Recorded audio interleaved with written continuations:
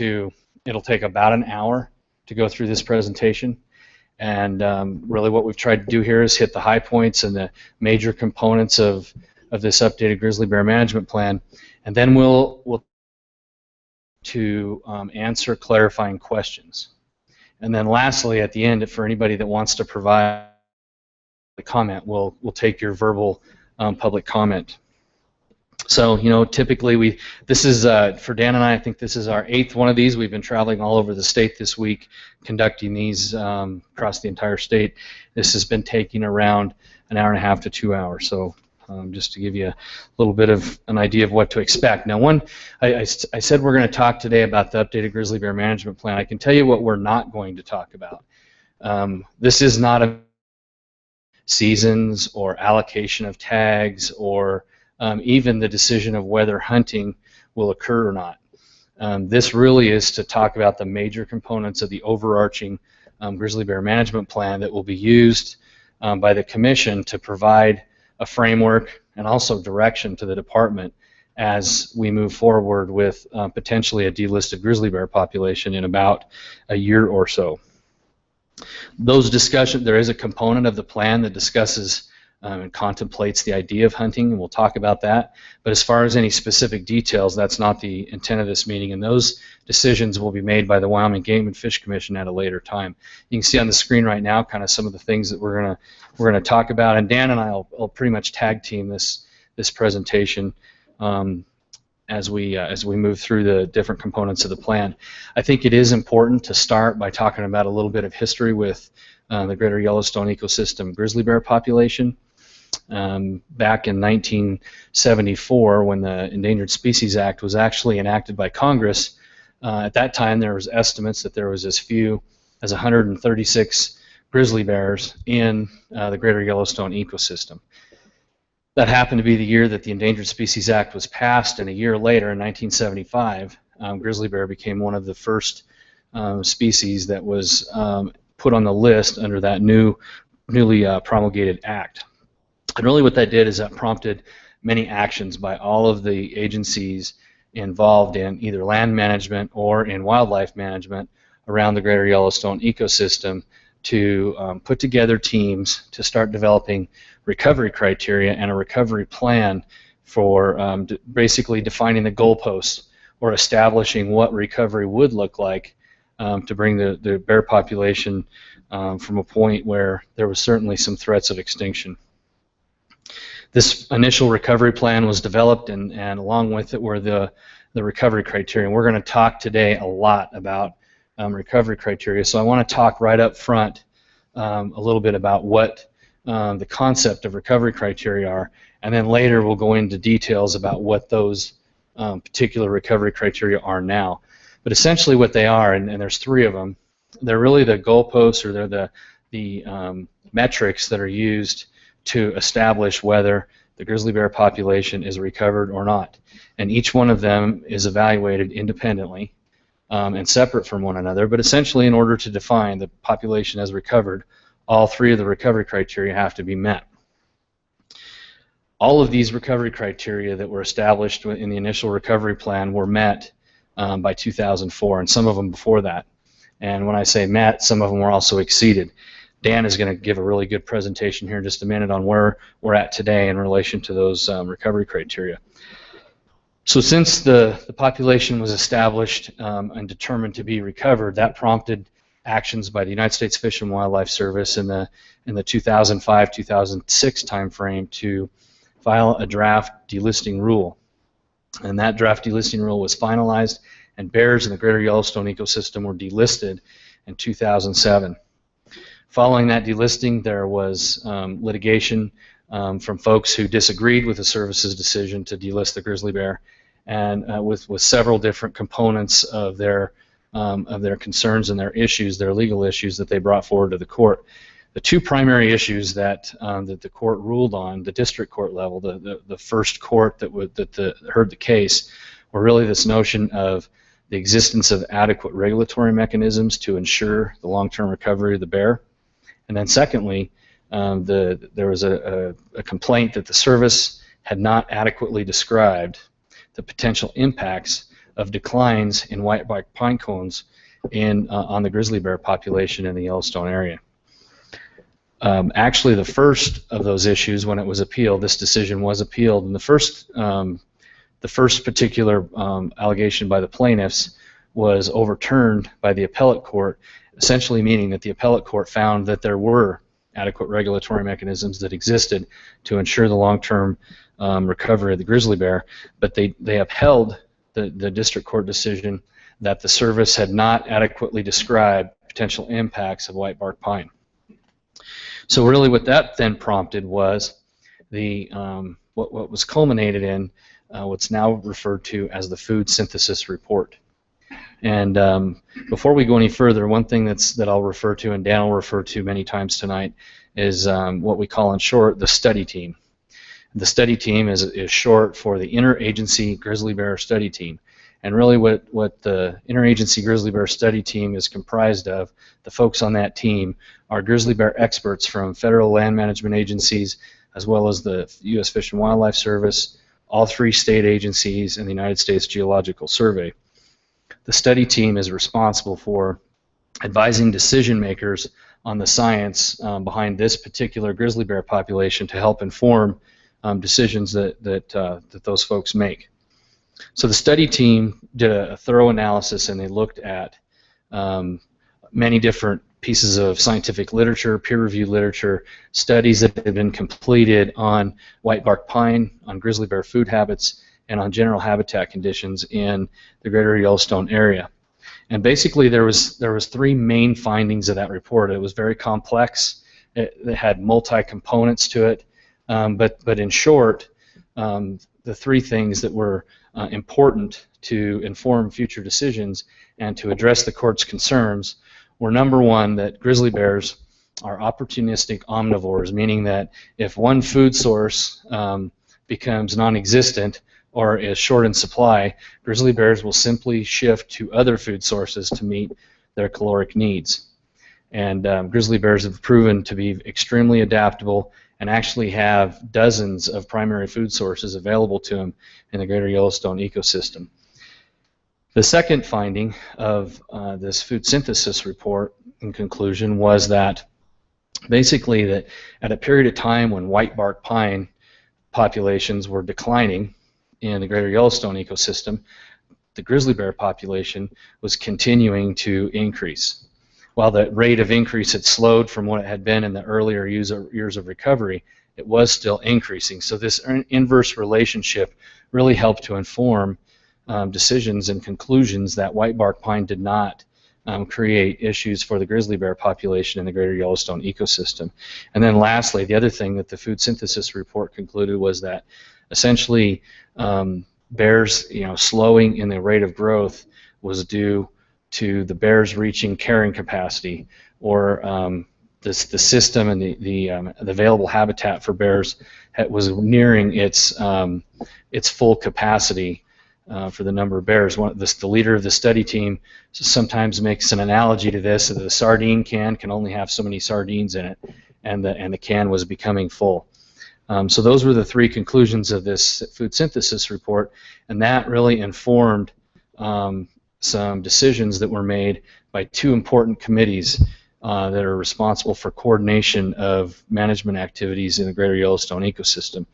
One is the Interagency Grizzly Bear Committee. Many of you may have heard about that committee before, but they are responsible virtually for coordinating efforts amongst all of the agencies and decision makers at a national level.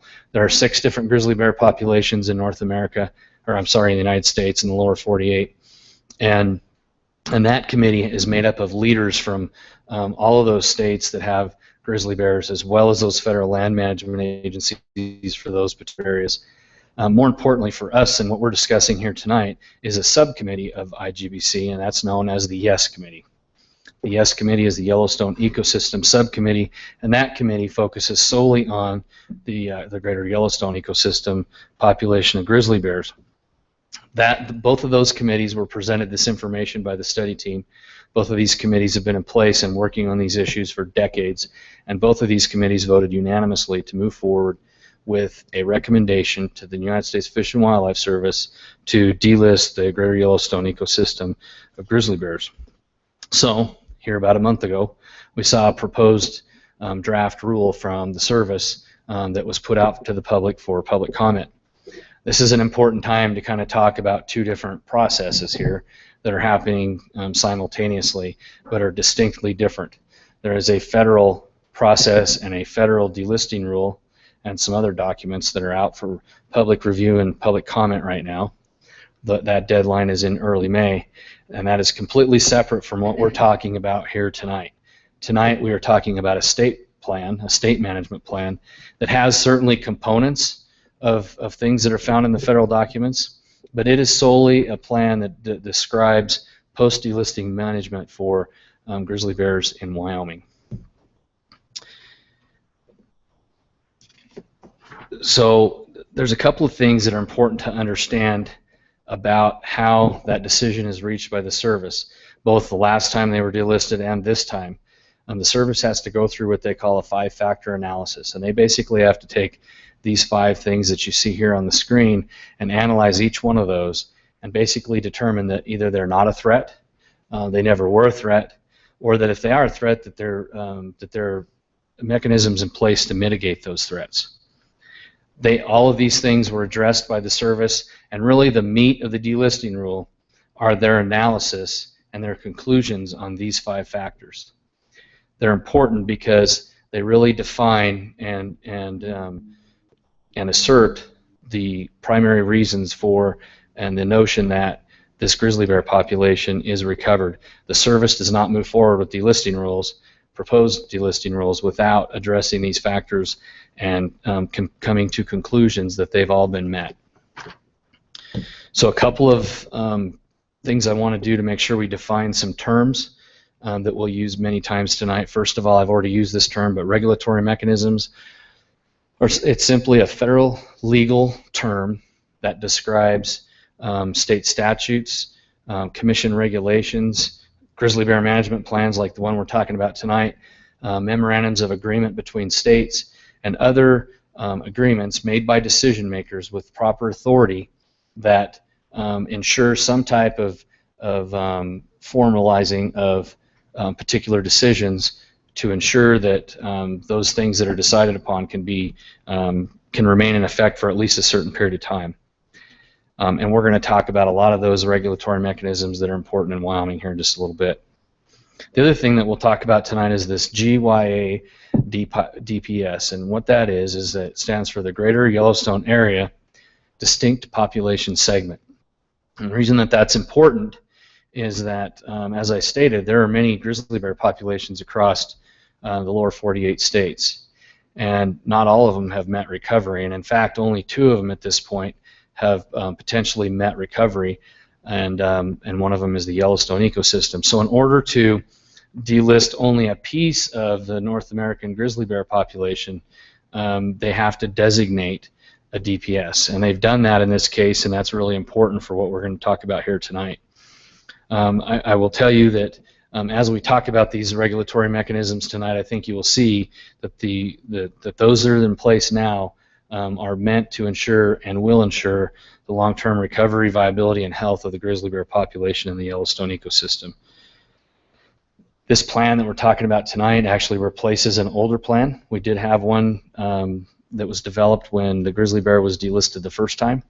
This is simply an update of that plan, but it includes the latest science, it includes decisions that have occurred since the last delisting, and it includes new components of the recovery criteria.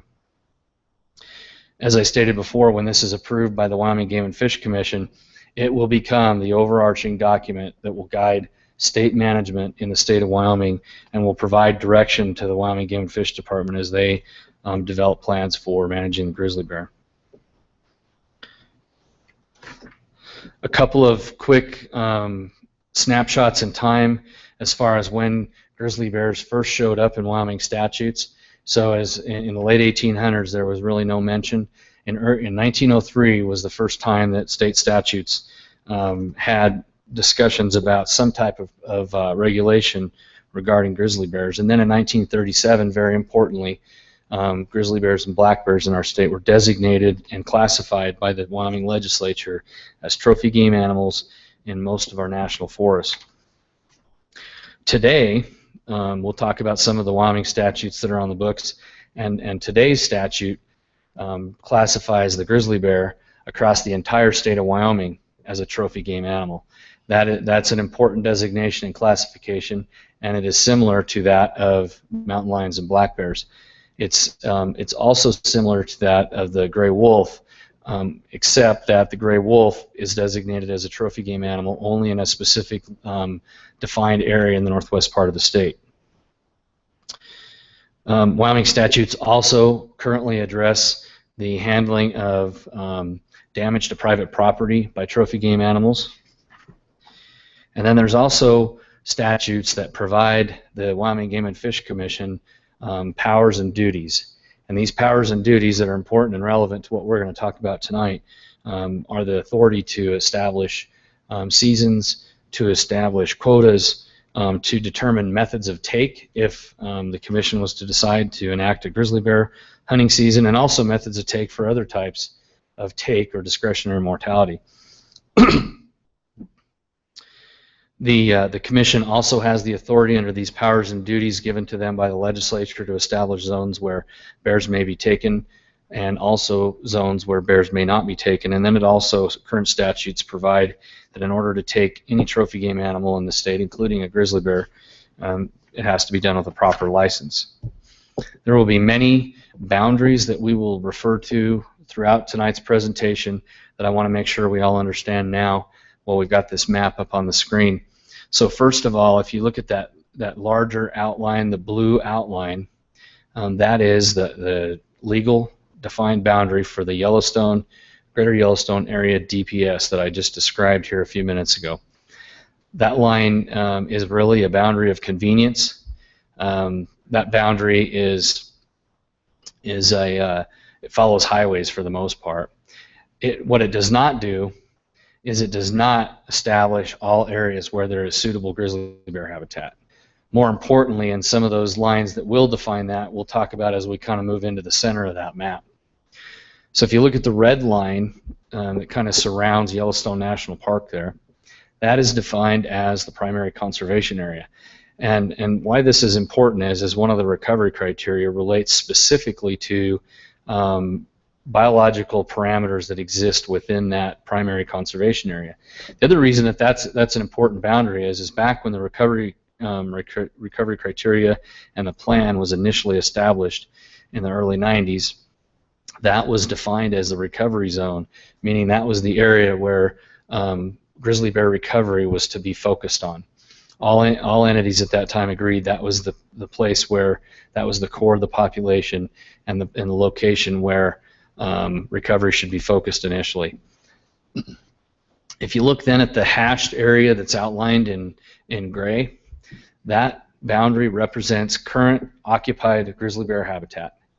Now many of you may say that if you're familiar with that part of Wyoming, that there have been observations and known conflicts with grizzly bears outside of that area, and that is true. And then there have been bears outside of that area, but that represents the area where bears are actually currently denning, reproducing, and occupying on an annual basis. The next line, and maybe the most important that we'll talk about tonight as far as boundaries on this map, is the demographic monitoring area, and that's the black line. That line really was developed about 3 or 4 years ago by the study team and approved by the service, and is now out for comment through the updated recovery criteria. And that line, what it really defines is it defines that area where recovery will be measured and evaluated.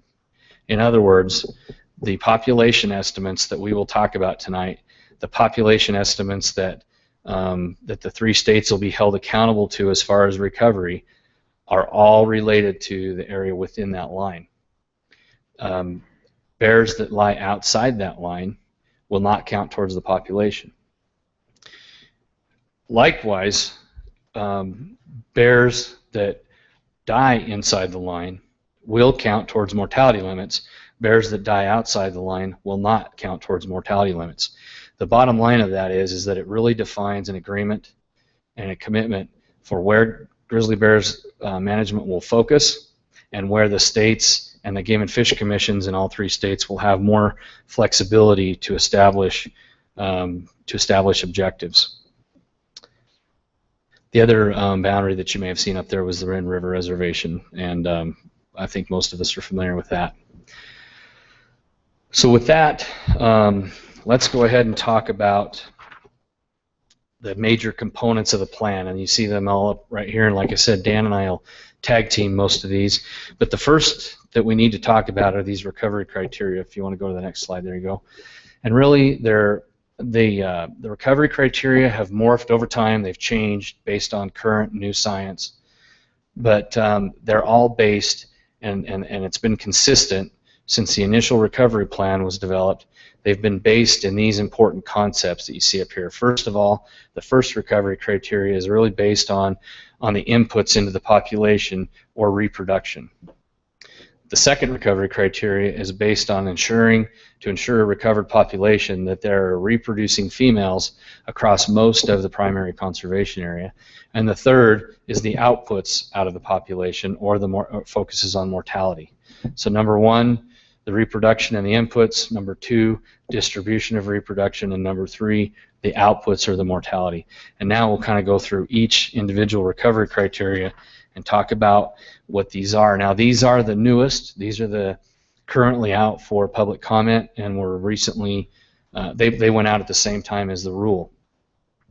So the first one basically establishes that in order to ensure a genetically viable and as well as a reproductively viable grizzly bear population, there needs to be 500 bears inside the DMA, and that that population estimate needs to be based on the current estimator that's been used for a number of years to estimate the bear population. They call it the Chow-2 is the scientific term for it, but essentially it's a conservative estimator, and it is the best estimator for detecting trends over time or changes in the trajectory of the population. It is the current and best available science, according to our study team, to be used for this particular population for the particular purpose that we need it for. The second recovery criteria requires that in order to ensure that we have adequate reproduction across the PCA, or the primary conservation area, there's 18, it's divided up into 18 units, and they're called bear management units, and 16 of those 18 bear management units have to be occupied by females with cubs. The third recovery criteria is the most updated. It's fairly new. It's a nuanced concept, and this is very scientifically based. And I'm going to do my best to talk through this and explain what took days and hours to discuss and develop. And I will tell you, these recovery criteria are the authority to approve them and the authority to take them out to the public is the services. They get the final decision on what they're going to look like, but we did have input as we have had discussions over the last couple of years about what these may look like. So this third recovery criteria basically describes that bears will be managed to at least within a range between 600 and 747 bears, with the center point of that range being 674. And basically what it defines is a sliding scale to where when the bear population is lower, more conservative mortality limits are applied, and when the bear population is higher, there are more liberal mortality limits that are applied. These are limits, these are upper ends, and the states have the latitude to determine where they want to be as long as they don't exceed those limits. They can define the objectives for those particular mortality limits. The way that this was derived was essentially by taking the average population estimate from 2002 to 2014 in the DMA and conducting an average of all those estimates across that period of time. That is the period of time when the grizzly bear population growth rate went from about 4 to 7% annually down to about 0.5% to 2.5% annually. And so that was the period of time where this average was developed. That average was 674 bears. Again, that's the center point of this range. And then the 95th percent confidence interval was applied to the upper and lower end, and that was what defined the two ends of this range of 600 to 747 bears. What you can see up on the screen right there is specifically what those mortality limits look like at those different population numbers. The top is what the population estimate would be, and then those mortality limits apply to, as you can see, independent females, independent males, and dependent young. The other important component of this recovery criteria is that if the bear population is estimated to be below 600 bears, that no discretionary mortality is authorized unless to address human safety concerns. So with that, I'm going to turn this over to Dan, and I'm going to ask Dan to talk through our current status related to those recovery criteria that I just described. Thank you, Brian. So Brian did a great job explaining those three different recovery criteria, and I think it's important that we state that we're looking at multiple components. Like Brian mentioned, we're looking at the output of the population, what actually the reproductive segment of the population. We're looking at the distribution of reproduction, and then the mortality of the population. And so you'll see this through time as we go through, that we'll kind of address all those three things in that order. So that first recovery criterion is to maintain a population of at least 500 individuals. You can see that we've actually met or exceeded that criteria since 2002. And in that time frame where we actually saw or demonstrated a lower growth rate of the population, we did still see an increase of bears, of almost 200 bears in that time frame. Again, we've met that since 2002. The second recovery criterion is observed female grizzly bears with young. We've met or exceeded that one since 1999, and so that's been very upheld for a long time. And I think it's more illustrative to show this graphically. The red dots that you see on these figures are verified grizzly bear females with young, and the yellow outlined area is that recovery zone. And so on the left, from 2001 to 2006, that reproductive segment of the population was primarily captured within that primary conservation area. What we've seen through time as the population has grown in abundance, distribution, and density is an expansion of that reproductive segment of the population beyond that primary conservation area. Thirdly, when we look at mortality, you'll see that we separate this by cohort, meaning we separate it by independent age females, independent age males, and dependent young. This is a new concept to have the variable rate, and it makes more sense biologically in order to be able to adaptively manage a wildlife population. Previously, those mortality thresholds were set statically across through time. And so what you can see here, obviously we're more interested, or we're very interested in the female segment of the population. That's what drives any population. And what you can see, the dashed line is that 9% mortality threshold. That's where the population's been at since 2007 when they were initially delisted. While we have exceeded that sporadically, we've never exceeded that for a 3-year consecutive period. And again, we can look at that and then also compare it with the other recovery criteria to see what's going on with the population as it's continued to increase. For independent age males, we've actually, one thing that's interesting is through this long-term data set, and I will add that the greater Yellowstone grizzly bear population is arguably the most studied wildlife population on Earth. One thing that we were able to look at through time is we calculate the survival rates of those different sex and age cohorts. So we've seen the independent age female survival has maintained fairly static through time. We've actually seen an increase in independent age male survival. And so that's why you see those more liberal mortality rates applied to those. And what you can see, it was a 20% mortality threshold since 2007, and we've actually not exceeded that since 2007. And I don't have an actual figure for dependent young because we've actually never exceeded that mortality threshold on an annual basis for dependent young grizzly bears. We added this in our plan just because I think it's or we think it's an interesting thing, and also portrays more what's going on with mortalities that we've documented through time. This does not capture all human-caused mortalities. We have vehicle strikes and things like that that occur, but these are more something that we can look at. And what you can see is, as the population has grown through time, we've seen a representative increase in both self-defense mortalities, so that's a person defending their life from a grizzly bear and shooting that bear or removing that bear with another. It's all been through shooting, but basically we've seen an increase in those self-defense mortalities of grizzly bears as the population has increased, again, in abundance, distribution, and density. We've also seen an increase in management removal, so that's us on the landscape, that's the game and fish under the authority of the Fish and Wildlife Service, removing animals that are deemed a safety threat or that are no longer providing a viable portion of the population because they are a chronic livestock depredator or they are a threat to human safety.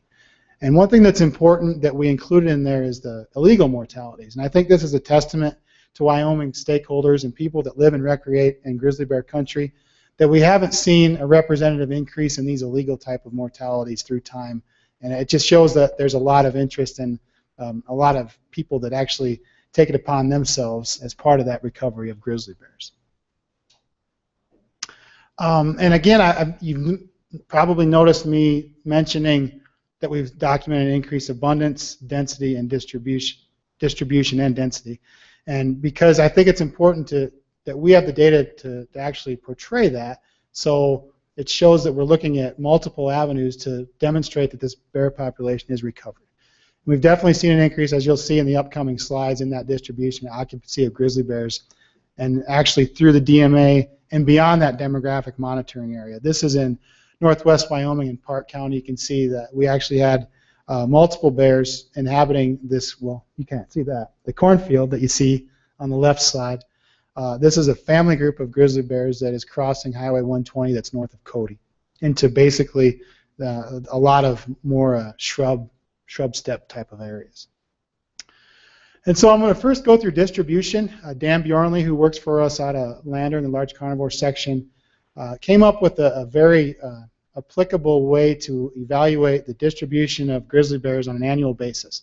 And it took into account all verified grizzly bear locations and allows us to actually determine what we consider the distribution of bears. And Brian talked about this earlier, but you'll see on these maps the reddish polygon is what we consider distribution. That's where breeding is occurring. This is where the actual population is. That doesn't mean there's not bears that make forays outside that area. The black colored icons, those are bears actually, you probably can't tell that. Those are bears, and generally they're transient males that are just kind of wandering about. And so we're keeping track of those, but they're not necessarily part of that distribution. So in 1980, that distribution was limited to actually within that primary conservation area, and it wasn't even throughout that recovery zone yet.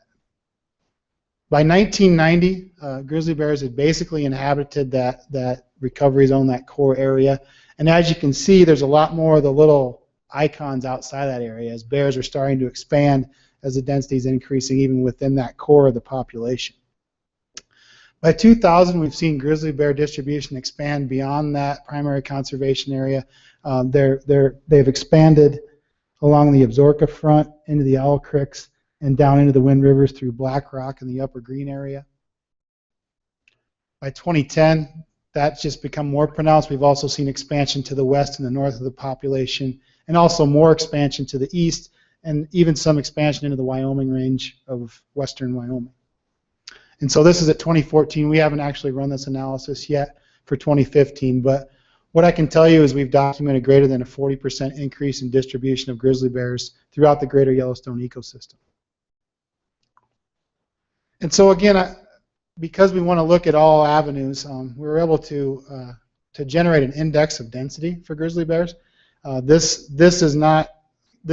We used home ranges of grizzly bears. We've caught almost 1,000 grizzly bears since we started monitoring the population, and we were able to build home ranges and back calculate through time and actually provide an index of density of bears on the landscape. So these are going to move through time, and as the color gets darker, the density of bears are increasing. So we'll start in 1983. You can see it's primarily limited to that core area. By the 90s, it's starting to expand. 2000, it's expanding further. 07, when they were initially delisted. And we just have this through 12.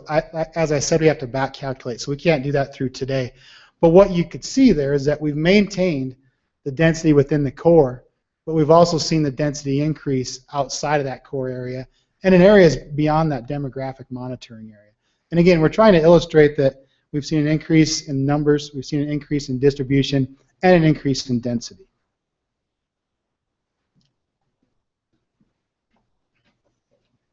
So one of the things that we're often asked about is, so is the Game and Fish Department staffed and trained and prepared to deal with managing this particular species? And what I can tell you is that from the initial period of recovery in the late 80s and early 90s, we've had folks that have been intricately involved with the study team and with other land management agencies to be participants on the ground with the monitoring of the species, with management decisions, and with dealing with conflicts. And so we formed within the department a large carnivore section, and over time, as conflicts have grown and as the grizzly bear population has expanded in distribution and size, we've added folks to deal with that additional workload. And so essentially today we have a large carnivore section led by Dan that is made up of experts on grizzly bears. They're all cross-trained to deal with multiple species. They deal with mountain lions, black bears. They did deal with gray wolves when they were delisted, and also with grizzly bears. And then we also, in addition to that, train our game wardens and our wildlife biologists that work in occupied grizzly bear habitat to collect biological data, to help conduct some of the surveys, and also how to handle and capture grizzly bears. So the bottom line is that transition from federal to state management, from our perspective, will be seamless, and we do have a very trained and expert crew to be able to deal with the species. And I'll add, as a section of Wildlife Division and Department, we've been very vested in the recovery of grizzly bears. And we're honestly extremely excited to be able to have the opportunity to move forward to demonstrate this amazing success story for recovery of a population that's a very iconic species for many people in the world. We've been extremely involved with population monitoring and management since the 80s, quite honestly. And so we capture grizzly bears both for monitoring and conflict management purposes. The information we collect from those bears is not mutually exclusive, so we can learn a lot about the population. We have a very systematic approach to how we capture bears for monitoring purposes. We attempt to maintain a representative sample of grizzly bears throughout the system, both males and females. And what's really interesting is that every bear that we handle, we can get a lot of information from each one of those animals. And quite honestly, the information that we gather from those animals, and then from the collar information, from movements, that allows us to look at survival, reproduction. Those are the information that goes into that Chow-2 model that Brian mentioned. That's the information that we use to make sure that we're looking at the annual trend of grizzly bear population, that we can fully assess and demonstrate that this population is recovered and very viable. We can literally learn about the diet of a grizzly bear by looking at the stable isotopes of blood and hair samples that we take. We can look at the body condition of each animal, as far as it's basically conducts a body fat analysis of each animal. So we can look at body fat of every animal, and to show through time that we haven't seen a decrease in condition, that bears are still the same body condition they are now that they were in the past. And so the take-home message is we learn a lot from every bear that we touch, quite honestly.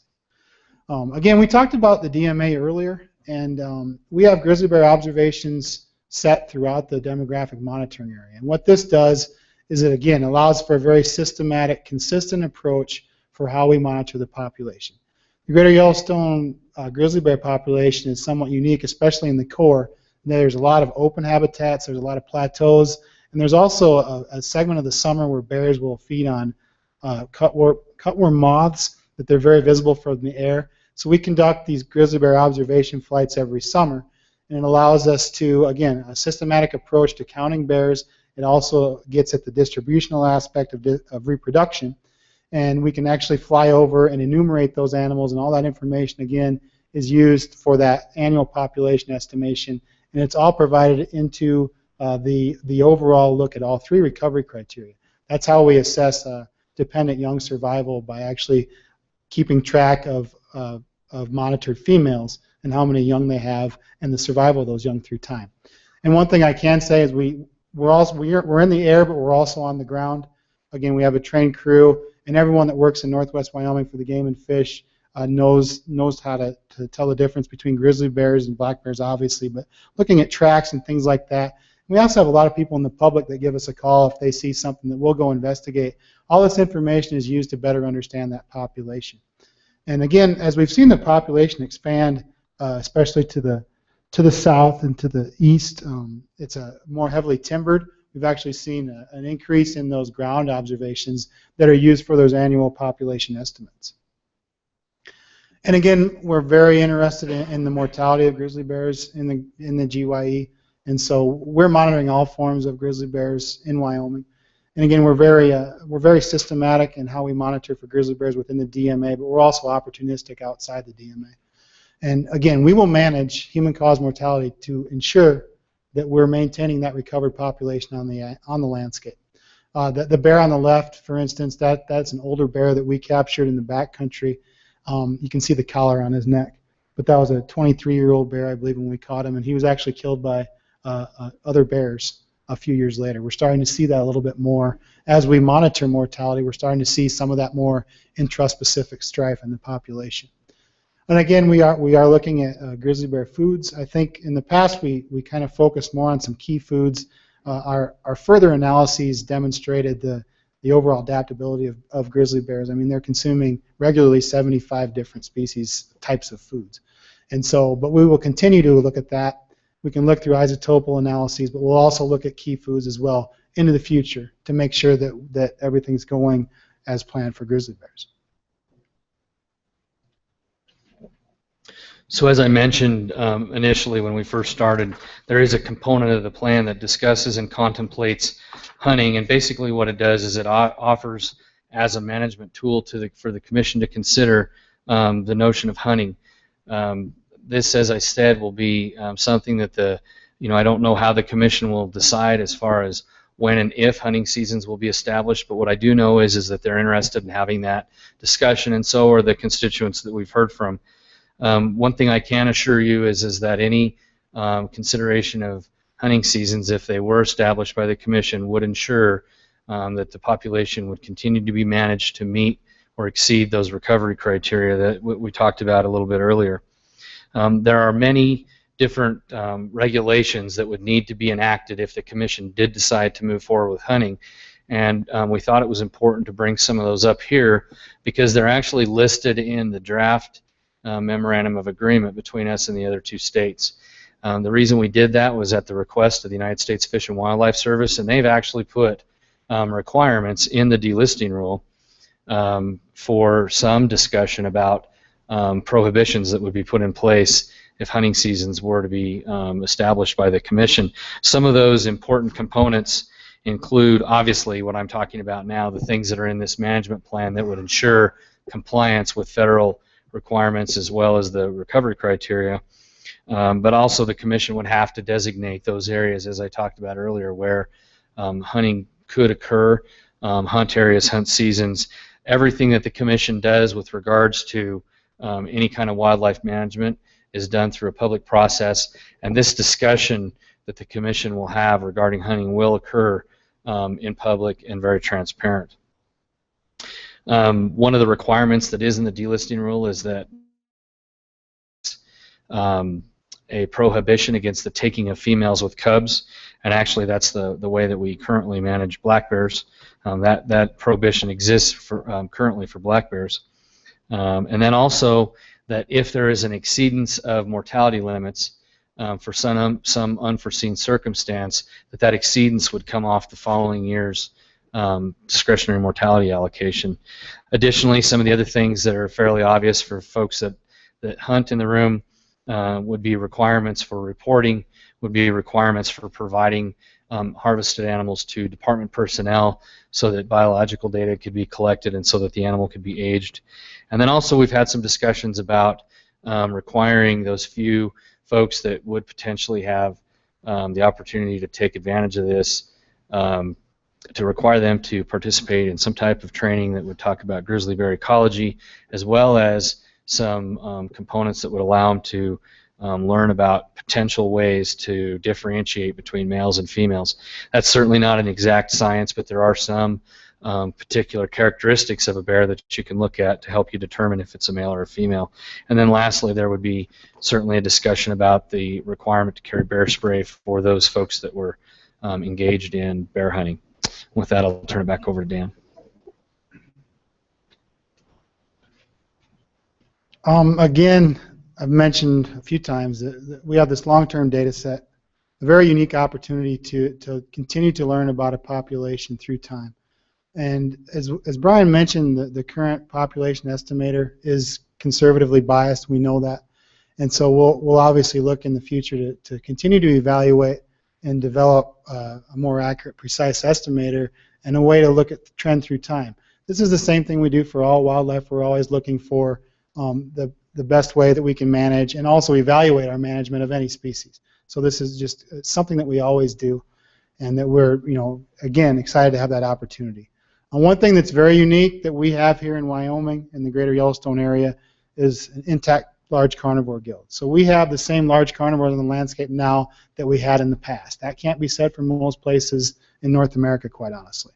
And one thing that we can do, and that we're interested in doing as an agency, is evaluating these interactions between these carnivores, and also, as we have an intact carnivore guild, looking at differences and changes that we see in our ungulate populations, changes that we see with elk, moose, and deer as well.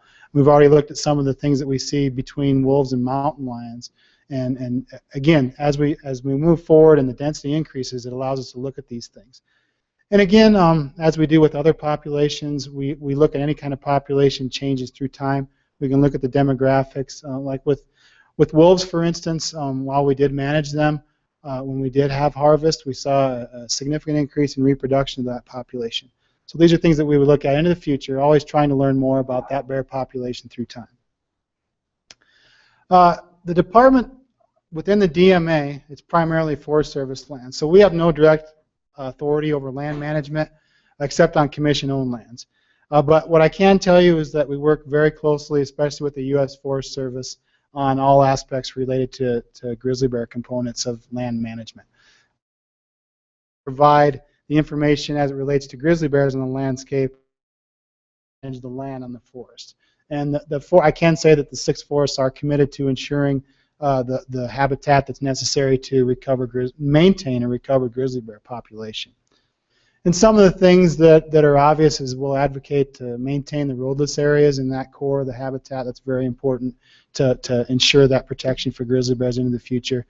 And we currently can, and I'll talk more about this in our conflict and bear-wise program.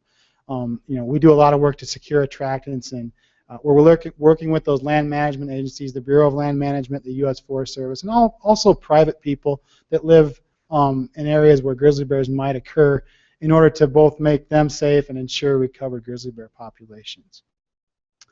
I just mentioned conflict. With any large carnivore on the landscape, conflict management is a vital component of the overall management of those populations. And we have animals that can cause harm to human beings, and obviously we want to make sure those animals are on the landscape and that people are safe. And we've been very committed to this since the 70s. We've really been committed to making sure that we're affording for human safety, allowing people to continue their livelihood, but also making sure that we ensure grizzly bear recovery and ensure grizzly bears on the landscape. And now, obviously, we can't put everything that's in our plan in this presentation, but it goes into a lot of different steps that we do. We do a lot of preemptive work to reduce conflicts before they ever occur. I think there's a misconception out there that we're just driving around with bear traps attached to our trucks. Honestly, if we can do whatever we can to reduce a conflict or reduce whatever is causing a conflict before we can, that's our first course of action. And so sometimes, though, we're forced into a a course of action that requires the actual capture and potential relocation or removal of an animal. But there's a lot of different steps that we go through, and with our trained personnel to try to reduce those conflicts on the landscape. And one thing in the next several slides we'll demonstrate is that, again, and I call it the reality of recovery. As we've seen an increase in the population and demonstrated recovery, there's more potential for conflicts to occur with people. And the next several slides actually show this. The yellow dots there are confirmed grizzly bear human conflicts. And when I say a conflict, this is not a bear walking through someone's yard. This is a bear causing property damage. This is a bear getting an unnatural food reward. This is a bear causing injury or death to a human being. And this is also, if a bear dies, that would be outside, and there's a much longer definition for that. But basically, what I'm saying is that we have a defined notion of what a conflict is, and so that's what's represented by these dots. As you can see, in 1990, we had there was a lot less bears on the landscape, and we had fewer conflicts, and those were confined to that primary conservation area. And one thing that we've really done is worked on securing attractants in that core area. And what you'll see through time, now these builds consecutively, we've actually seen a decrease in conflicts in that core area. What we see is that as the population increases, we see the actual distribution of conflicts increase. So through 2000, we've already seen conflicts that are occurring outside that demographic monitoring area, which we said is a suitable habitat. Obviously, outside that habitat, there's more potential for conflicts to occur. Through 2010, we've seen a pretty wide-scale increase in that distribution. And this is through 2015. And this builds into the next component that's, again, extremely critical for us is information and education.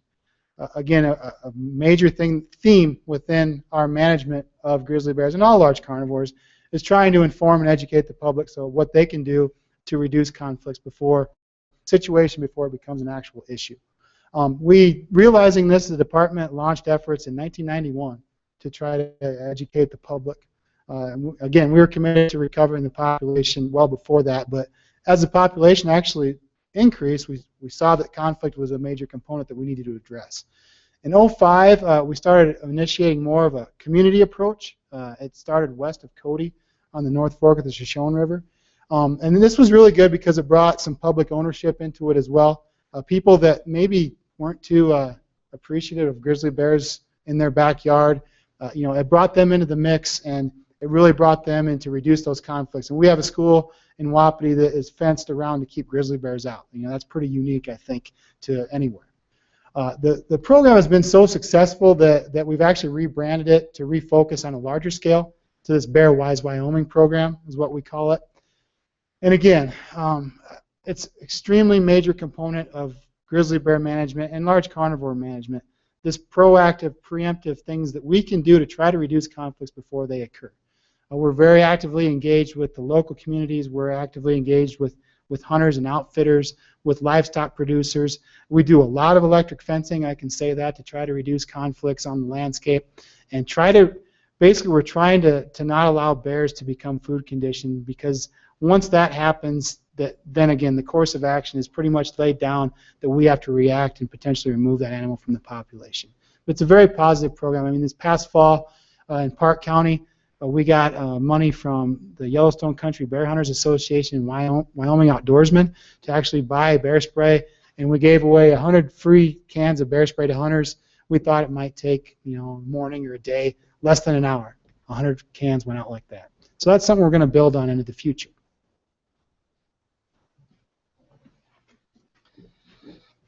So just as I talked about, as far as the monitoring and biological aspects of grizzly bear management, the other thing that our folks have quite a bit of experience with and are trained in is law enforcement with regards to bears, and our folks have actually been assisting with the take of grizzly bears for decades now. Most of the time when a grizzly bear is taken in the ecosystem, it's in self-defense, but all of those incidents have to be investigated. So that and all of those cases are we assist the United States Fish and Wildlife Service with. Additionally, there have been a few cases of mistaken ID where a black bear hunter mistakes a grizzly bear for a black bear and takes it. And then there have been a very few cases where there was an actual intentional poaching of a grizzly bear. And the bottom line here is that our folks have been engaged with that from day one, and just like any other species that the Commission is charged with managing and any other statute that the Department is charged with enforcing, we have full intentions to enforce laws regarding grizzly bears as well. One of the things that we've alluded to a couple of different times throughout this presentation is this three-state or tri-state memorandum of agreement between us, Montana, and Idaho. I think this is really an important component of our plan, and it's an important agreement between the three states. Essentially, unlike some of the other populations of wildlife that the Game and Fish Commission is responsible for managing, like, for example, an elk population, this particular population of animals transcends three different state jurisdictional boundaries.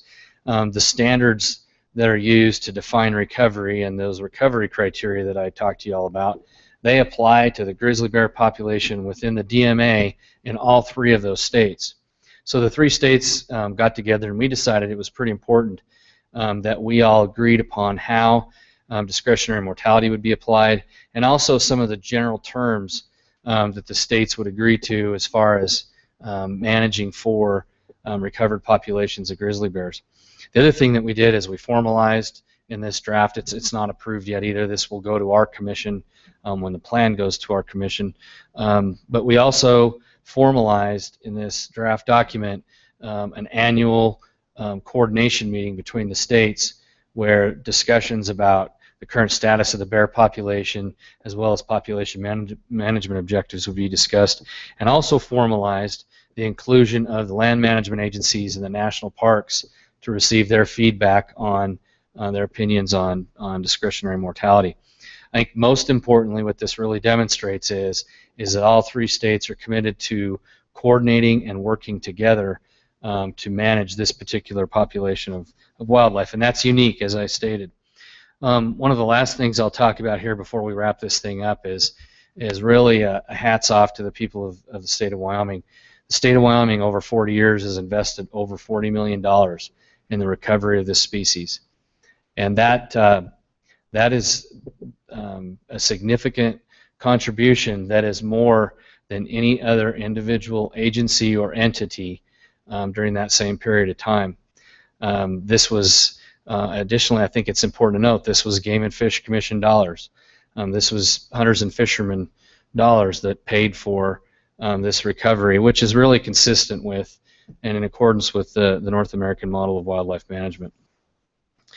I think in conclusion, the takeaways that I hope all of you have here is that number one, the state of Wyoming in this plan is a commitment to managing for recovered, healthy, viable grizzly bear population. And I think, secondly, what's important to note is that recovery occurred because, due in large part, of the efforts of the folks that live in our state. We have folks that have changed the way that they recreate in bear country. We have people who have changed the way that they make a living. We have ranchers that have had to change the way that they run cattle. We've had people that have moved and completely changed the way that they use these lands where grizzly bears occupy. And really, this delisting rule and this management plan honors that commitment and those efforts and this conservation success story that Wyoming was a huge part of. And this truly is, from our perspective, one of the biggest conservation success stories in the world. And when you reflect back on what we talked about here tonight with the history of the grizzly bear in the greater Yellowstone ecosystem, I hope that you're able to have that takeaway as well. I think the last thing that I hope that while we talked about it kind of towards the end, hopefully you understand that the three states are committed to working together. We have a strong working relationship with Idaho and Montana and are committed to managing this grizzly bear population together. Before we talk clarifying questions, I want to take care of a couple of administrative things. So this is the last one of these meetings, but this meeting tonight has been broadcast live over the internet so that folks that couldn't come to the meeting could watch it. And then additionally, this was recorded, and so it will be on our website. And if somebody from from overseas or somebody that couldn't come to the meeting and wants to watch this at a later time, they'll have the opportunity to do that. The public comments on this particular plan that period closes on the 14th of April, and there's many ways that you can comment, and we'll show you that on the next slide here. But basically what we're going to do is after the 14th of April, and actually we've got a team working on this now, is we'll take those comments and do due diligence to synthesize them, to compartmentalize them, and to analyze those comments and determine which ones are appropriate to be included in the recommended management plan that we'll take to the commission for a special commission meeting on May 11th in Casper. At that time, the commission will have the option. We're going to recommend to them that they approve this plan, and the commission will have the option to hear additional public testimony, to consider public feedback that we've received in written comments, and also to consider the results of these meetings that we've held around the state, including the one that we're holding here tonight. You can see on this slide, this is the different ways that a person can comment. You can mail your comments in. You can go online and use our electronic commenting form. You can leave handwritten comments with us tonight. We'd be glad to take them for you. And certainly we're going to listen to what you've got to say if you choose to comment verbally tonight. I will tell you that it's important for the commission that if you have significant comments, and that you also, if you're going to provide verbal, that you also write them down so the commission has an opportunity to read those. And I guess with that, Dan and I would be glad to take about the next half an hour or so and answer any clarifying questions related. We want to keep this focused on this particular plan. There's 100 different wildlife management issues out there that we could talk about tonight, but tonight we're here to talk about the plan, and so I'd ask that you keep your questions related specific to this, and then following that we will move on to public comment. Sir. With the grizzly bear conflicts, early and then later and then later, Mm-hmm. and the dots got more and more and more. Mm-hmm. Did each of those successive maps include the dots from the previous map? They did. Re-repeated. They did. Yes, they're consecutive. Okay, so it wasn't really that there were so much more conflicts today. It's just that that's the cumulative total. It's a cumulative total, and they expanded. Was kind of the illustration. And I'll add to that we produce only 14 studies in every year that quantifies the number of conflicts. Of the question. Okay. Because this document is not going to be changed every year. That's how we do it. I'm going to ask you to take this so that the comments and anything that you answer will be recorded. Okay, additional questions? Jim.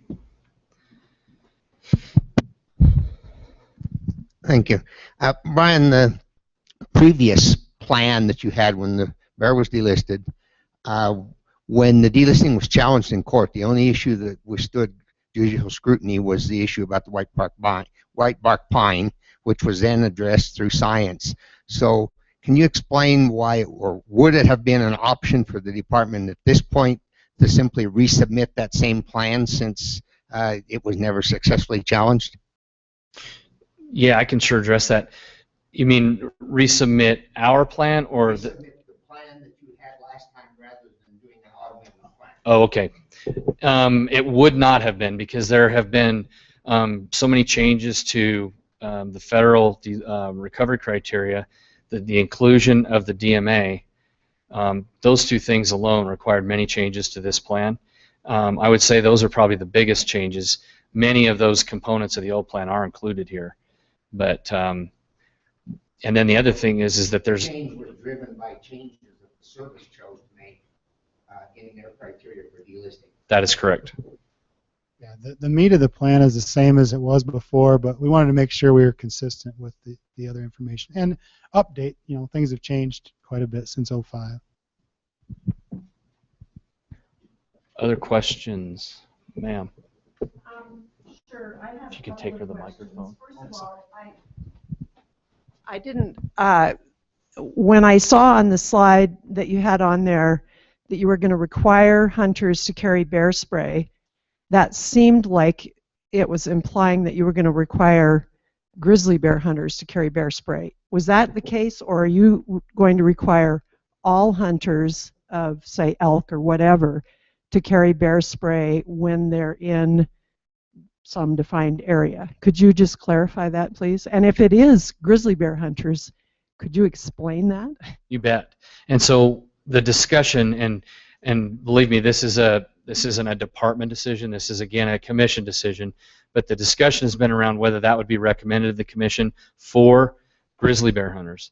And the reason for that is that if you are grizzly bear hunting, and so you're looking and you're out seeking to find and get close to grizzly bears, the potential for you to have conflict with bears is higher. And there are certain bears that would be prohibited from take. For example, if a hunter was out hunting grizzly bears and they ran into a sow with cubs, the hunter doesn't want to take that bear, but they need to have a way to deal with the conflict in a non-lethal way. And that's why we had that discussion. Go ahead. So just a follow-up question. Would you consider requiring other hunters of other species who are also at times in a pretty high or likely conflict situation with grizzly bears to carry bear spray? You know, that has been discussed before. It's been quite some time. But the last time that was discussed, it was not something that was approved by the commission. I will say that we advocate the use of bear spray as a department. It's on our webpage, and when we're talking with hunters, we advocate any recreators of grizzly bear country to carry bear spray and know how to use it. Right, but nobody else is required to carry it right now. Is that right? In the parks, there are some requirements for carrying bear spray. The people that are participating in the elk reduction program in Grand Teton have to carry bear spray. Yeah, that's correct. Other questions? Reg? So the federal rule, final comments are due on May 10, which is a month before, roughly a month before comments are due on this.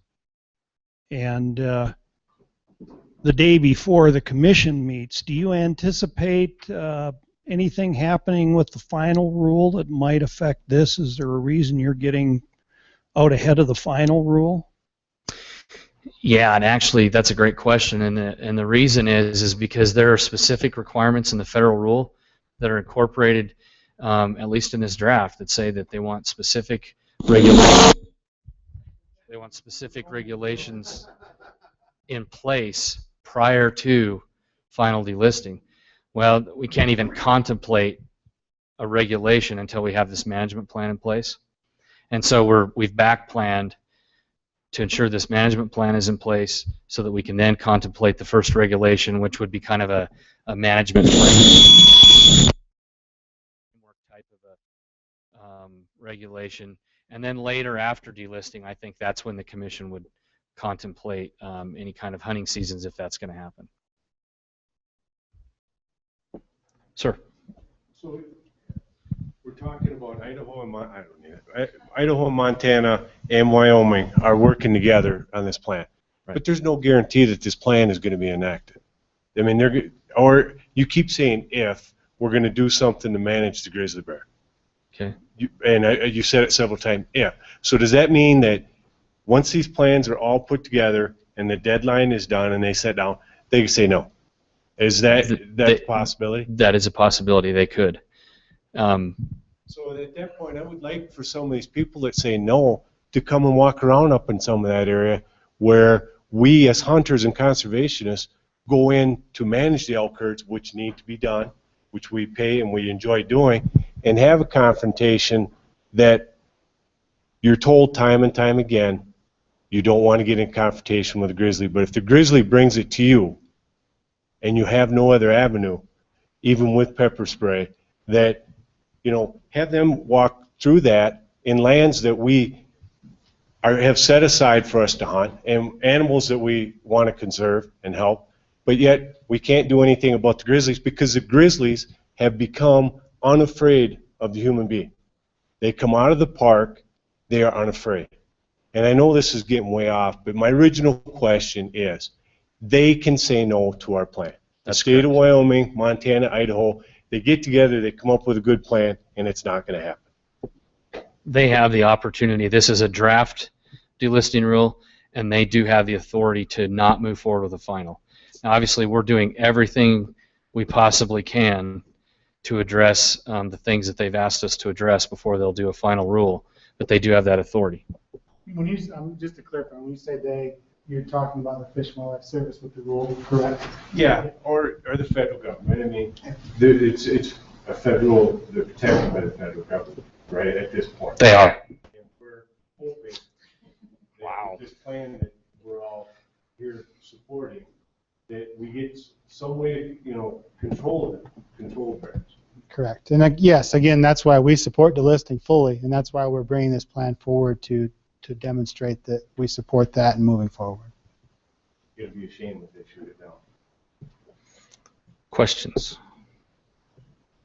Ma'am. I had one other question, and I'm not quite sure how to put this into a question, but the summary that you gave about how much money the department has spent on managing grizzly bears, I think it was $40 million over 40 years, which averages out to $1 million a year, and that's a lot of money. And I think I don't know if everyone here appreciates that, but I certainly do. I think that that shows a great commitment to helping with the recovery of the grizzly bear. I'm wondering where there is room in this conversation for the other side of that picture, though, in terms of how much revenue bears have generated for the state of Wyoming over that same period of time as they have recovered and as people have really, frankly, flocked into the region to see bears, the wildlife viewers. And the reason I'm not sure how to frame this as a question is because I understand the department's responsibilities and framework, and I understand where the department's money comes from. I'm a hunter myself, and so I know about the hunting fees and all that. But where is that piece of this conversation? Is that more appropriately addressed with the Fish and Wildlife Service under the delisting rule, or is that a discussion in the department? I guess I'd address that in a couple ways. First of all, I don't think the department necessarily, it's almost outside of the department's prerogative to develop those kind of funding mechanisms outside of our kind of traditional funding mechanisms.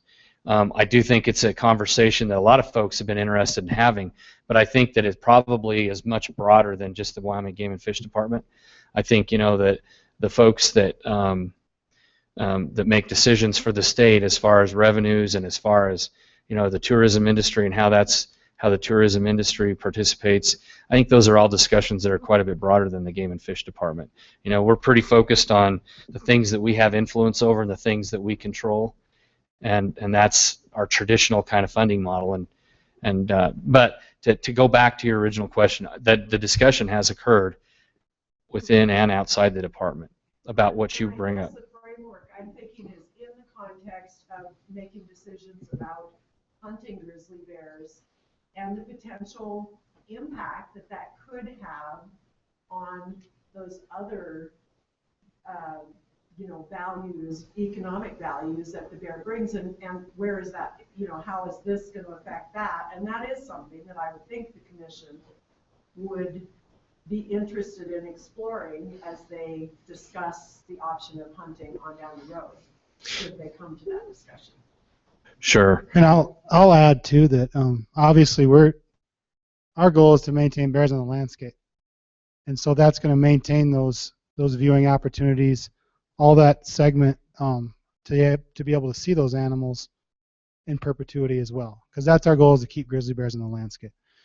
We are going to manage grizzly bear population if we move forward, but I think if hunting would occur, it would not be mutually exclusive of wildlife viewing opportunities. I mean, there's still a multitude of those opportunities currently available and will be available into the future as well. So I mean, that's what I think our plan is trying to demonstrate, that we're going to keep bears in the landscape, and for multifaceted purposes of people to view them or do whatever. The other thing I guess I'd add to is that the commission, and they have a demonstrated commitment to this. I mean, and they have a track record of this. The commission is charged with listening to all points of view. regardless of whether they hunt or fish or trap or whether if they're a citizen of Wyoming, the commission has a responsibility to hear their feedback and to consider it. And they have a track record for doing that. And that's what I mean. We've been this is our 8th one that we've done across the state, and it's very important that we hear all these comments, and then Brian and I will actually bring what we've heard and also all of the public comments that come in through all the other forums as well, and bring that to the commission as well. Other questions? Okay, we're going to move into public comment. We've got few enough folks here that we're not going to place any time limits on your comments, but what I'm going to ask so that we don't have to go there is that if you have a comment, you keep it concise, and then if you are repeating a comment that somebody else made, that you to the best of your ability talk about which parts of their comment you agree with, and make your comments about new ideas. We'd appreciate it if you do that, and that way we don't have to have time limits here tonight. So with that, I just ask that you raise your hand if you want to make a comment. Sir.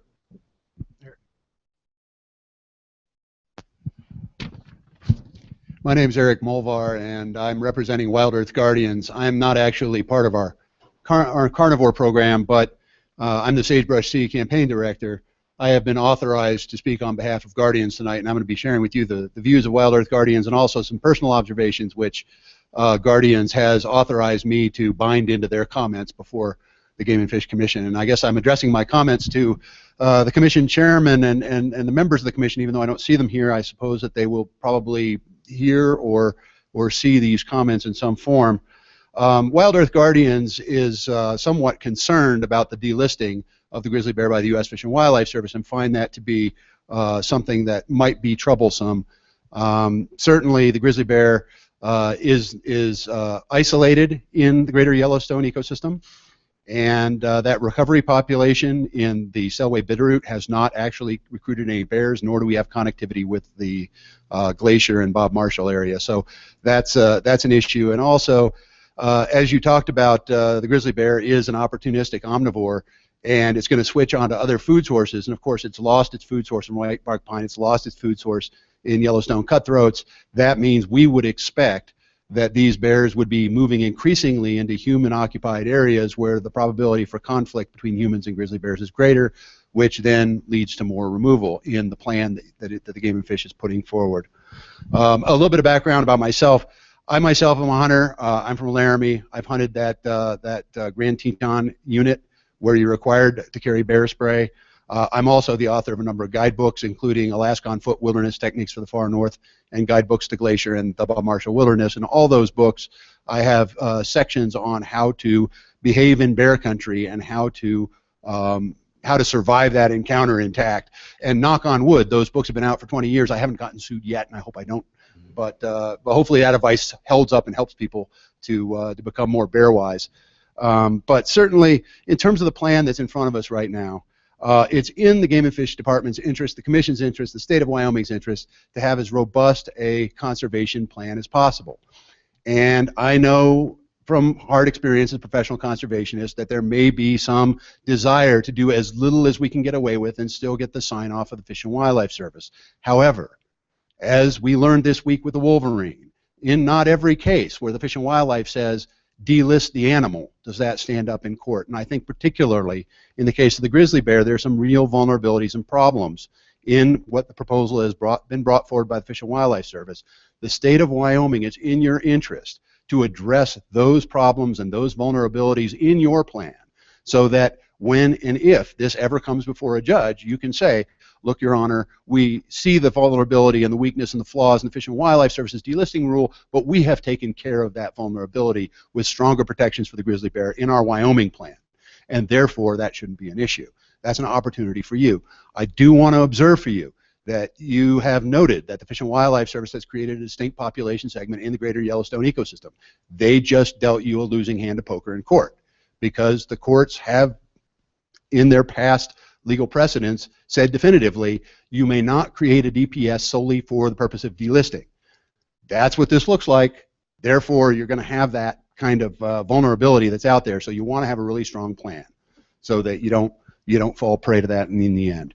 Ultimately, also, you have to realize the conservation community isn't just isn't just concerned about whether an action is illegal, but is it illegal, and also is it ecologically unsustainable? Because if you can make it ecologically palatable, if you can make us believe that the grizzly bear is going to survive and thrive under your plan, there's no reason for the conservation community to litigate that and try and get it back on the list at that juncture. So I think that that's kind of some a little friendly advice for the Game and Fish Commission and Department and the state of Wyoming, things that can be done. I want to address some particular things in the plan. First, I want to address the DMA, because the plan, the state of Wyoming plan, accepts the demographic monitoring area that's outlined by the Fish and Wildlife Service. That has some real problems, that area. If you look at the Wind River Range, there's a big bite taken off of the middle of the west side of the Wind River Range, where that's not in the DMA, and these are areas under the state of Wyoming's plan that are not going to be managed for viable grizzly bear populations. That makes no ecological sense. That habitat is no different than the surrounding wilderness on either side of it. It's, from a management perspective, the ability to actually manage bears differently in the middle of a wilderness is not feasible. And so it doesn't make much sense to not include that in the DMA for grizzly bears. I think I know why that happened. I think that's a silly reason for it to happen. I think it happened to appease certain livestock permittees in that area, differentiated from livestock permittees that are in other parts of the Wind River Range that are in the grizzly bear demographic management area. I don't think we should be discriminating. I think we should treat all the permittees the same. And so we should base the DMA based on what's suitable grizzly bear habitat and what's manageable, and that means all of those lands in the Wind Rivers ought to be in. Similarly, I think the Salt River Range and the Wyoming Range ought also to be in the demographic management area and manage to allow the continued propagation of grizzly bears into that area that's already happening today. Also, there is a specious thing in the state of Wyoming's plan that's asserted, which is that there are a number of island or isolated mountain ranges that are not suitable for grizzly bear population and habitation because they're too small and isolated. I would argue that, at least in the case of the Bighorn Range, because it is connected by the Owl Creeks to the DMA, that those Owl Creeks are suitable grizzly bear habitat in and of themselves. The Cloud Peak Wilderness in the middle of the Bighorn Mountains is suitable, and it's a large area that's potentially suitable for grizzly bear occupation. I think we're going to see grizzly bears moving into this area. I think we ought not to be trying to draw a line so that we're managing those areas for grizzly bear extirpation and exclusion. Also, I think that it's important that this plan, as you noted, grizzly bear right now has trophy game status throughout the state. It's not got any predatory animal status.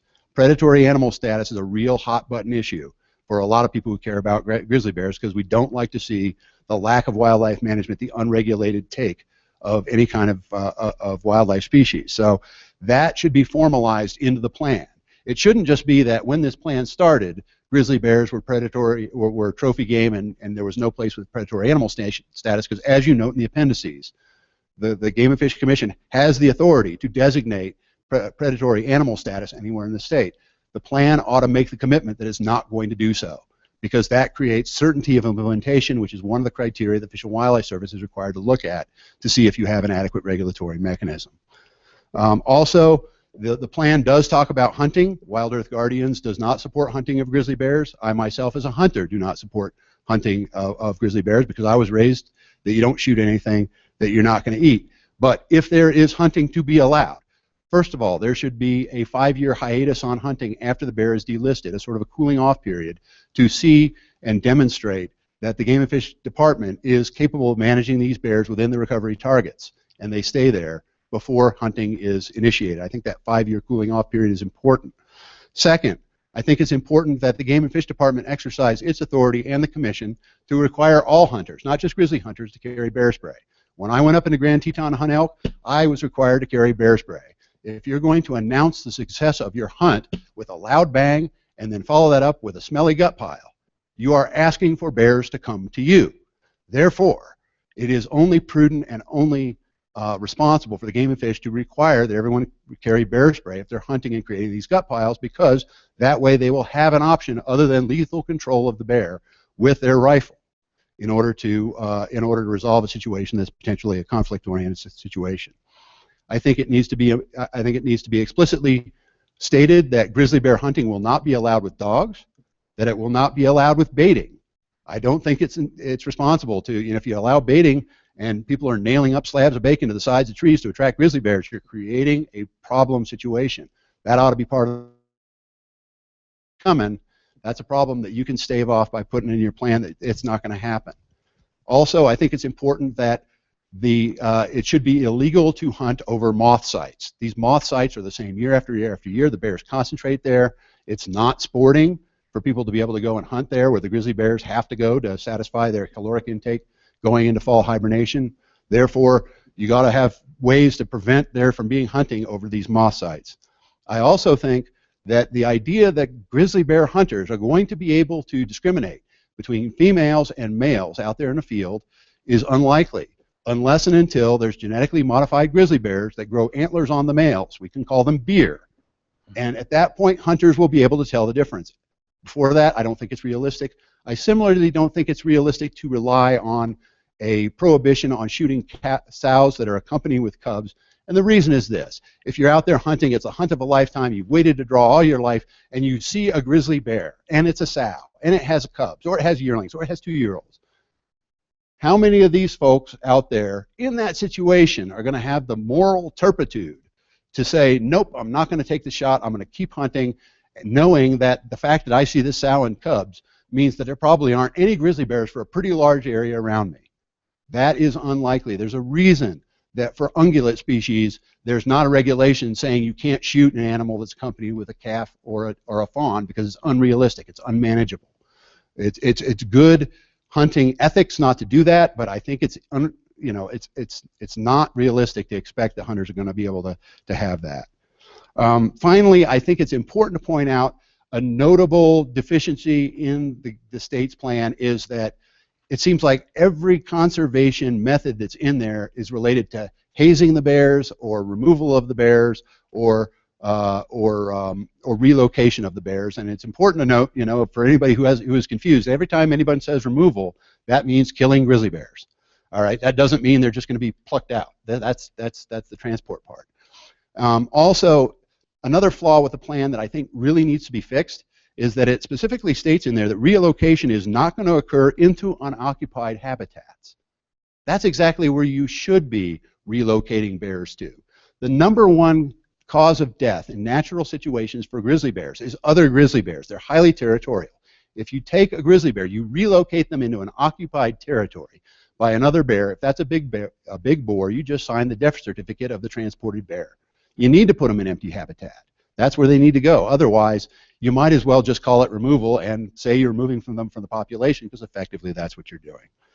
So finally, I would just like to express that the grizzly bear increase in population is a really important achievement, and Wild Earth Guardian salutes the Fish and Wildlife Service, the Park Service, the Forest Service, the Game and Fish Department for all the progress that's been made. We just don't want to see that progress get reversed. And we are concerned that when endangered species listing protections are removed and it goes over to the state of Wyoming, that the number of grizzly bears that are killed both from hunting and or from control situations will continue to increase, and that level of take, which previously had been managed by the Fish and Wildlife Service, will increase to the point where it may become a threat to the survival of the grizzly bear. So we don't want to see that. We're nervous about that. We need some assurances that the kind of management plan that you guys are going to put forward is going to be the kind of management plan that's going to give us the certainty of implementation, the science-based effectiveness that's necessary to meet the delisting criteria. Thanks. Thank you. Other comments?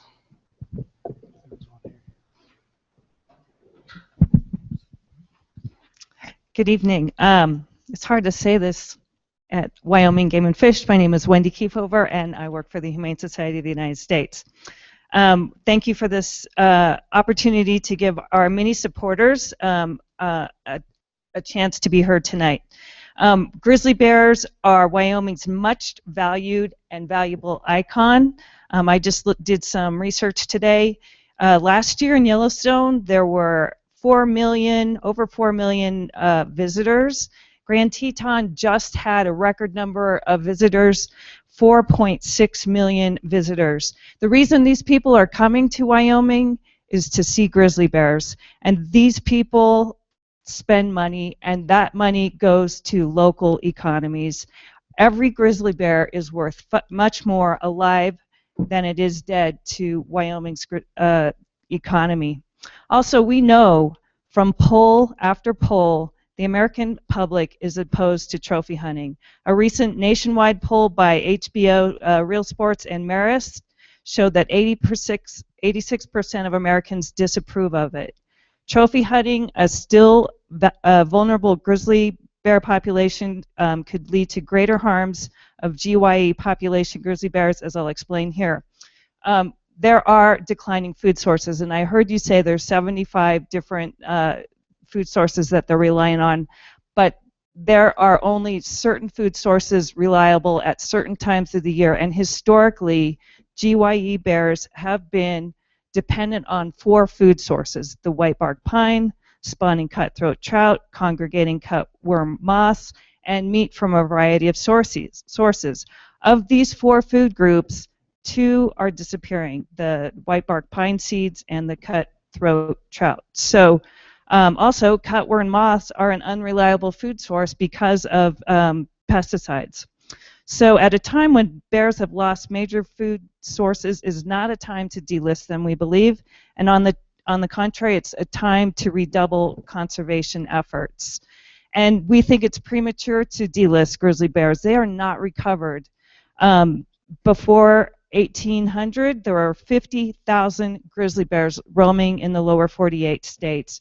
Right now, we have less than 2,000 bears, as you said, in 6 subpopulations. The GYE, somewhere between 674 bears and 747 bears.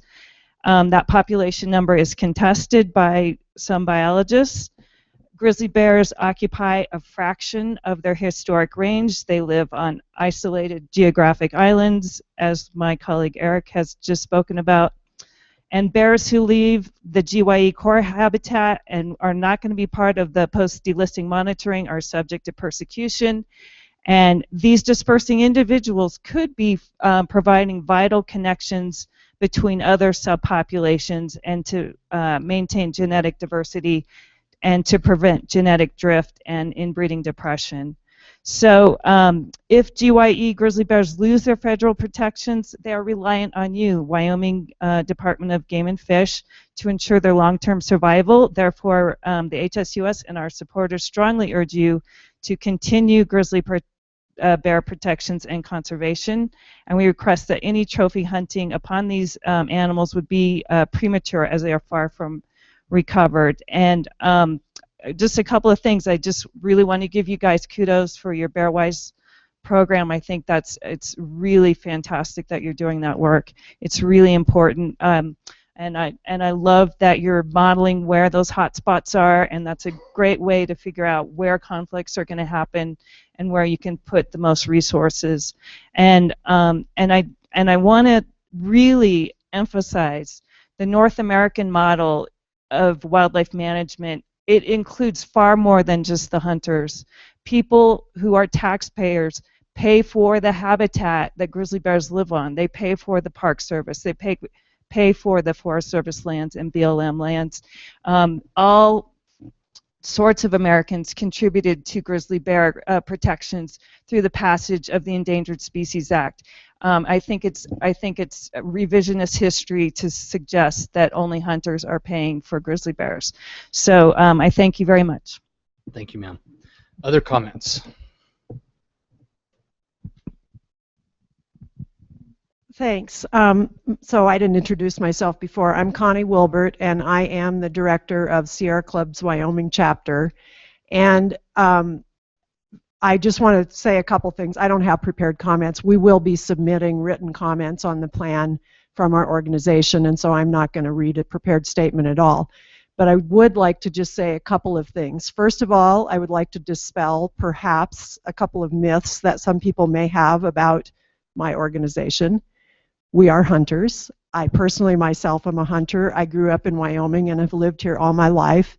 And many of our members, not all, but many, are hunters, and we're not at all anti-hunting as an organization. We do oppose hunting of grizzly bears. We do not think that is an appropriate management strategy for this species of animal.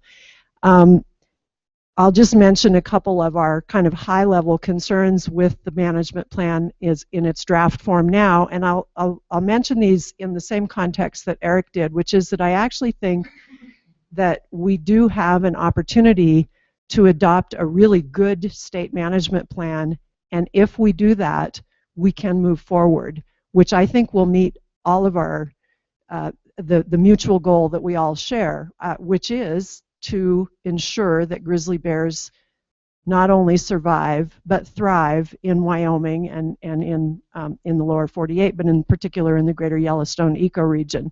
That's our goal, and I know that's your goal. I absolutely know that. We are concerned with using hunting as a management strategy. We do think there is the potential for quite a bit of backlash from the non-hunting community, and that actually could have an effect on the economics that this species brings into the state. And I mean, I understand what you're saying, that if a few bears are killed through hunting, that doesn't mean there aren't going to be other bears out there on the landscape. But the reality is, if you have these popular park bears that walk across an artificial boundary and are vulnerable to hunting, that could create I think, quite a backlash from the public. So I think that's something that we really need to explore and think very carefully about. We also are quite concerned with not allowing bears to occupy very suitable habitat, such as in the Wind River Range and in the Wyoming Range, and perhaps other areas, but those are the two top highest priority areas that we see that are outside of the demographic monitoring zone that there's just no particular reason for them to be. We also just continue to urge the department to pursue all other non-lethal strategies to minimize conflicts with bears. There are many strategies, and I know that the department has taken a lot of care to promote a lot of those strategies, but I think there's room for a lot more work to be done there and to minimize the lethal control that is occasionally taken. And finally, the last kind of high-level thing I'll just mention that we're quite concerned about is the isolation issue. These bears are isolated, and while research hasn't shown genetic issues yet, I think they're coming if we can't get these bears connected up with the larger populations in other areas further to the north. So thank you very much. I really appreciate the meeting and the series of meetings you've had around the state, and I really hope that we can get to a really great plan. Thanks a lot. Thank you, ma'am. Other comments? My name is Dr. Rebecca Reese, and I am a Wyoming resident, and I just have one quick comment. The graphs and charts that you displayed are fairly misleading and unclear in a lot of ways. Well, for the best example would be Eric's example with the yellow dots, and they grew and they grew and they grew, and then there was no differentiation between where exactly that expansion was, and so all you were seeing was more and more and more, and what that might in some instances cause is an alarmist reaction to say the bears are coming, the bears are coming. And so one of the things you might do in the future, because this meeting obviously is over, is look at how you present the information so that it's a little more clear for individuals who maybe are not as familiar as you are with statistics, and how sometimes you can lie with them by presenting them in a way that they become unclear and that your point is not made by presenting them in a more clear fashion. Other comments? Going once, twice. Okay. So we have a few red shirts here in the room and a few of them that are disguised, like Mr. Grant Frost at the end and Bob Lanka there in the gray shirt with the emblem. But anyway, if there is anybody at the conclusion of this meeting that wants to have a one-on-one discussion, Rebecca's over here. We've got some Game and Fish folks here that'd be glad to visit with you. And if not, hey, thank you for coming and taking the time to participate in this process and take a look at this plan. Thanks. And again, if you have comments, are you taking them? Yes, if you have written comments, I'll